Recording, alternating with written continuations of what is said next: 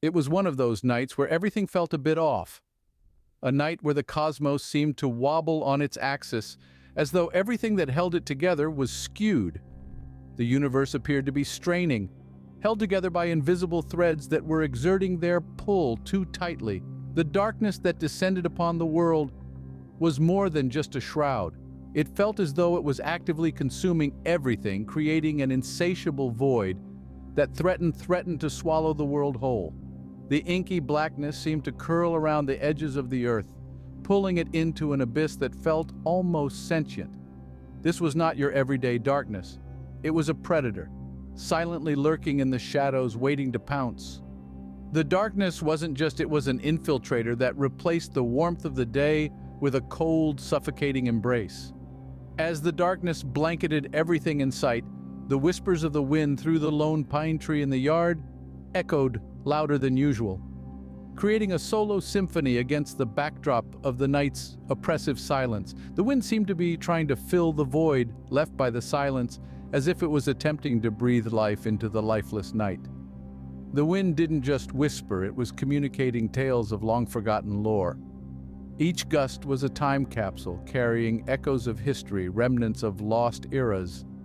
The wind was a cosmic bard regaling the world with tales from the annals of time. The house, usually buzzing with life during the day, was now an eerily silent entity. Even the usual soft light that filtered in through the curtains was absent, swallowed by the abyss of the night's darkness. The silence felt profound. Not just the absence of noise, but the presence of something other. My senses became more aware of the subtle sounds of life, the rhythmic breathing of my family, the quiet hum of the refrigerator, the distant rustle outside. My family, deep in slumber, was a testament to the existence of warmth and love within these walls. Yet, sleep remained elusive for me. The darkness wasn't just an empty void, it was a canvas for my imagination.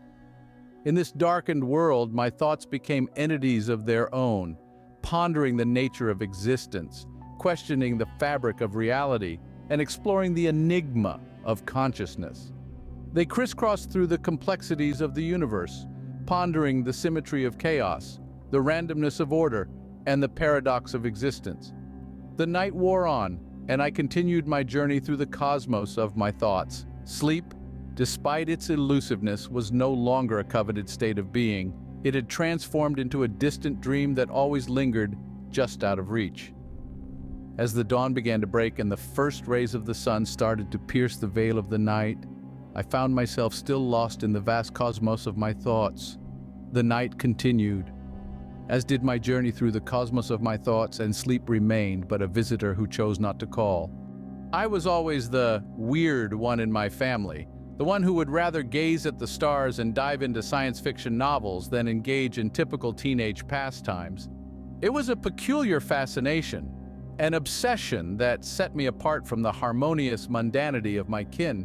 While others of my age frequently huddled up in front of the television, engrossed in the latest reality shows, I would find myself locked in my room, eyes glued to the pages of a Philip K. Dick novel or daydreaming about interstellar travel.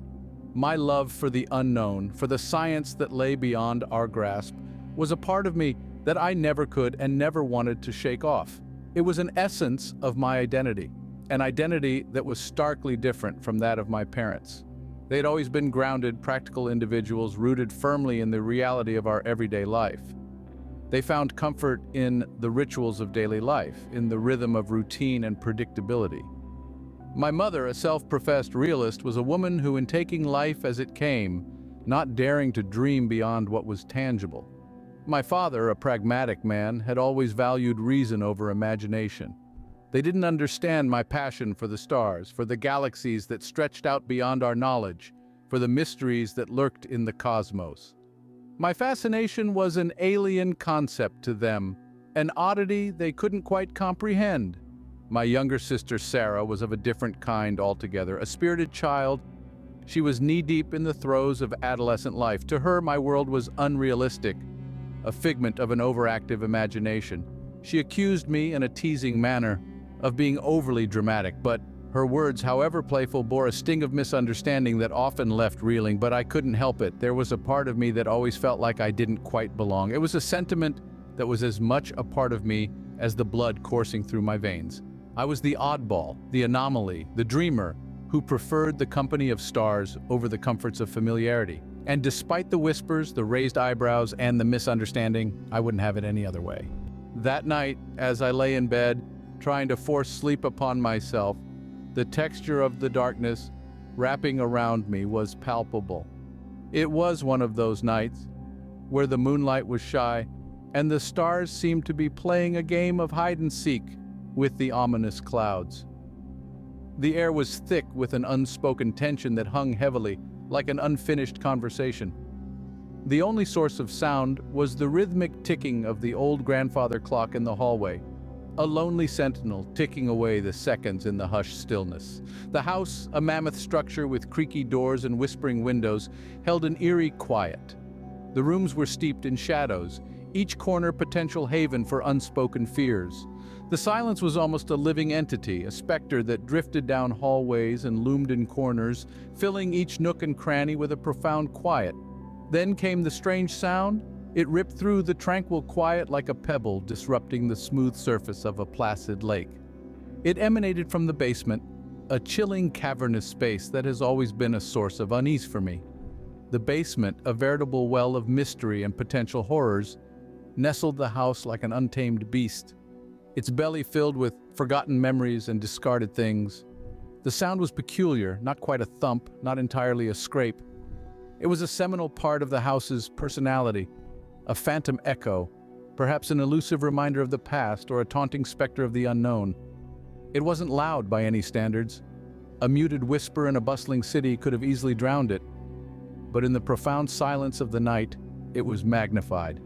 It reverberated through the stillness, surging in waves until it was all-encompassing. It was like a ghostly knock on the door, a spectral summons, echoing through the house, insistent and impossible to ignore. It was as if it was amplified, demanding my attention. Curiosity overcame my initial fear. This wasn't just another night. The darkness seemed thicker, the silence more oppressive. I found myself straining to hear the eerie noises that had shattered the quiet. It was as if the shadows were whispering secrets, secrets that I wasn't sure I wanted to know. I kicked off the comforting warmth of the blanket and slipped out of bed, feeling a jolt of fear that sent shivers down my spine. The cool night air swept across my skin, a harsh to my formerly safe and warm haven. My heart pounded in my chest, a wild drum echoing in the stillness. Each beat was a reminder of the unknown that awaited me, a rhythm pulsating with the thrill of the mystery ahead. The wooden floor felt cold under my feet, a chilling reminder of the reality of my situation. With each step, the fear grew, wrapping its icy tendrils around my heart, making it beat faster, louder. I could hear the creaking of the house as though it too was alive, watching, waiting. As I neared the basement door, a sense of dread washed over me. The door stood as an ominous barrier between the known and the unknown. I paused for a moment, my hand hovering over the doorknob. Memories of old horror movies filled my mind, the protagonist always opening to their own doom. I hesitated, questioning my decision. Was it just my imaginings, an overactive mind playing tricks? What if it was just the house settling, its old bones creaking with age and wear? Yet, the thought lingered, an itch I couldn't scratch. What if it was something more? Could it be a forgotten relic of the past?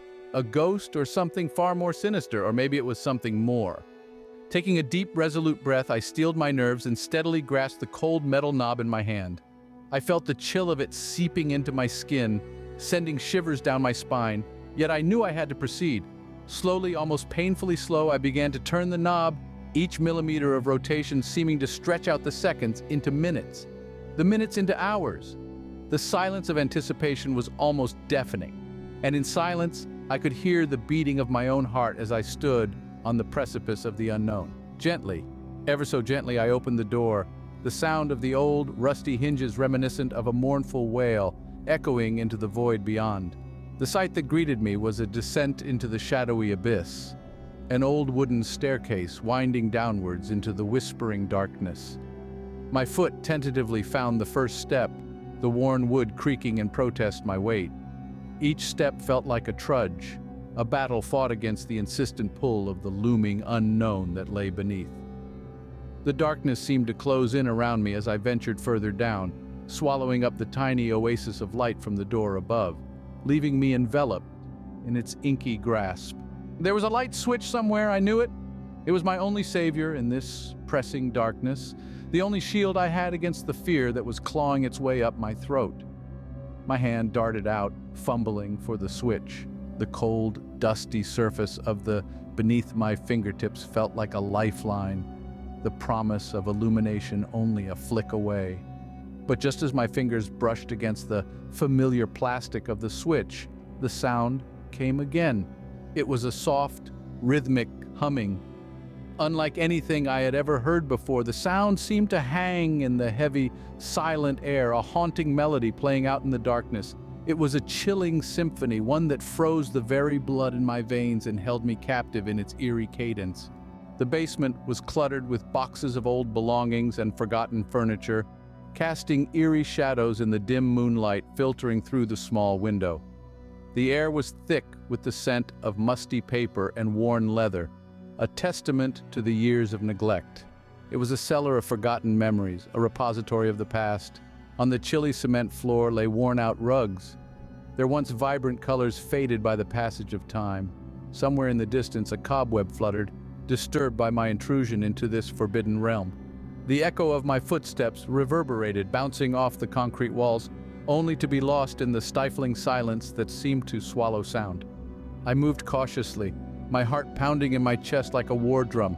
Every creak of the wooden stairs, every rustle of the half-filled dust bags amplified my anxiety. I could feel the weight of the darkness pressing against me, almost like an unseen force warning me to turn back. But curiosity, that tenacious invader of reason, propelled me forward. I brushed past a leaning pile of old newspapers, the yellowed pages brittle under my touch, and moved towards an old wooden chest. I noticed old paintings stacked against a decaying wall. Their once proud and vibrant colors were now ghosts of their former selves, trapped on the canvas by time. An antique clock, its hands frozen in a perpetual dance around the worn-out dial, sat on a constant reminder of the relentless march of time. My eyes drifted over the myriad of discarded toys, earthenware pots, and ceramic figurines, each a silent witness to the passage of an era. I strained my ears, trying to pinpoint the source of the sound. The stillness mocked me, offering no help. My gaze was drawn to a stack of boxes in the far corner of the room, their rough cardboard edges appearing to tremble in the moonlight. It seemed to be coming from behind a stack of boxes in the far corner of the room. As I approached, the air around me felt charged, like the static before a storm. The atmosphere was thick with a pulsating energy that sent currents of electricity through me. An inexplicable pull led me further into the dimly lit room. As I ventured deeper, the temperature around me dropped drastically, making me shiver. I could see my breath. It was cold and unnerving. My skin tingled with a sensation I couldn't understand, a mix of anticipation and a hint of fear. An odd combination, but under the circumstances it felt entirely appropriate. The suspected danger dissolved my sense of caution, making me increasingly curious. Yet, I maintained a slow, calculated pace, wary of the unknown. The room was filled with remnants of the past, age-old furniture, faded pictures, dust-coated chandeliers, and myriad other forgotten artifacts. Among them, a stack of boxes caught my attention. They appeared to be old, almost as if they contained memories of a bygone era that time had swallowed. I pushed the boxes aside forcefully, causing them to squeak in protest against the sudden intrusion. The action revealed an old, dusty bookshelf, standing there like a guardian of untold secrets. The bookshelf was a relic of another age, a silent testament to the flow of time, and it looked as if it harbored more just books. As I adjusted to the dim lighting, I became aware of a sound. The once muffled noise was louder now, impossible to ignore. It was an odd, rhythmic hum that seemed to seep from the very walls. My heart pounded in rhythm with the sound, each beat echoing the deep resonance. To my astonishment, it seemed to be emanating from a book. The book in question lay there, seemingly ordinary. Yet the sounds that emerged were extraordinary, a symphony of whispers, akin to voices from another realm. It was as though the book held a piece of a world that both fascinated and terrified me. And the artifact was an old leather-bound book, which sat there solemnly, its cover worn and faded. It was a tangible testament to the passage of time and the age-old secrets it held within its yellowed pages. The edges of the book were frayed, whispering tales of countless hands that must have held it, of the many eyes that must have perused its content. The book seemed to hum with a certain kind and almost palpable vibration that seemed to call out to me. There was a strange, magnet-like pull that emanated from it, captivating my senses, drawing me in against my will. It was as if the book was an entity unto itself, living, breathing, pulsating with life. It was like music, a symphony of silent notes that only I could hear, resonating deep within my soul. As I reached out to touch it, the humming intensified, escalating into a crescendo of sound like a million whispered secrets converging all at once.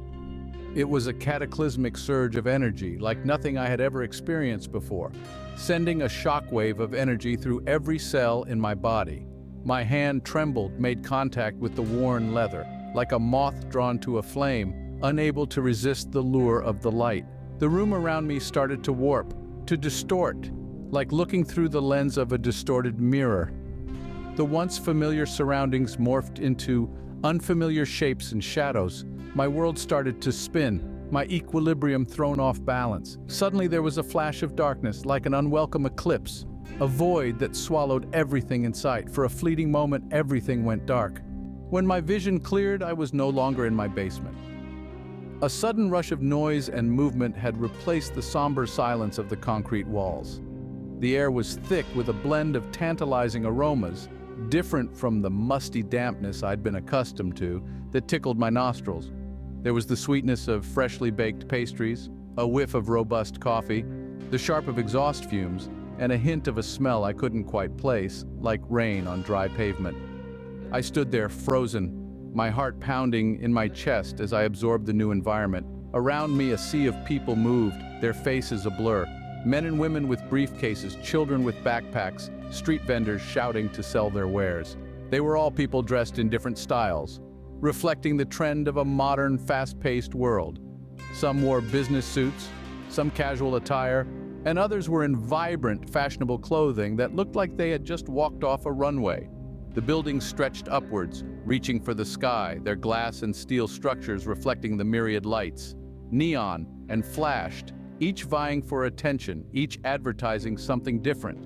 Restaurants, boutiques, tech stores, theaters, they all clamored for the attention of the seemingly endless river of people. Cars honked incessantly, the roar of engines, blaring radios, and sirens providing a constant backdrop of urban sound. The street was a symphony of city life, a cacophony of sounds, each note merging into a harmonious concert that was both exhilarating and overwhelming. People walked past me oblivious to my presence. No startled glances, no second looks. Nothing to suggest they found it strange that a disoriented teenager had seemingly popped into existence in the middle of their routine. It was as if it was completely normal for a teenager to appear out of thin air. I was stunned, disoriented, and a million questions raced through my mind. The world seemed to spin around me in a vortex of color and sound, leaving me in a state of absolute bewilderment. The walls around me, painted in hues of an unusual shade of blue, an alien blue, pulsed like the beating heart of this unknown world. The air seemed thick, almost tangible, filled with a musky, off-planet scent. It left a taste in the mouth, something I could not quite decipher, but it was unlike anything I had ever experienced before. Is this a dream, or have I been transported to another reality, another dimension that strayed far from my understanding? I staggered forward, my steps echoing in the silent expanse. The ground beneath me was uneven, a rocky terrain that was nothing like the smooth asphalted roads I was accustomed to. I reached out, my fingers grazing against the cold metal structure that towered above me. It was an unrecognizable architecture, something that could only exist in the realm of science fiction. My heart pounded in my chest, reverberating against my ribs like a drum. Fear, anxiety, curiosity, a cocktail of emotions threatened to overwhelm me, but I swallowed hard, pushing them down. I was here, wherever here was, and I needed answers. I needed to survive. Where was I? The question echoed in the hollow cavern of my mind. How did I get here? I looked around, searching for any signs of civilization, anything that could provide a hint, but all I met was silence. A haunting quiet that seemed to laugh at my confusion. And most importantly, was this the answer to the feeling of not belonging? Could this be the place where I would finally fit in, where I would no longer feel the gripping sensation of being an outsider? Only time could tell.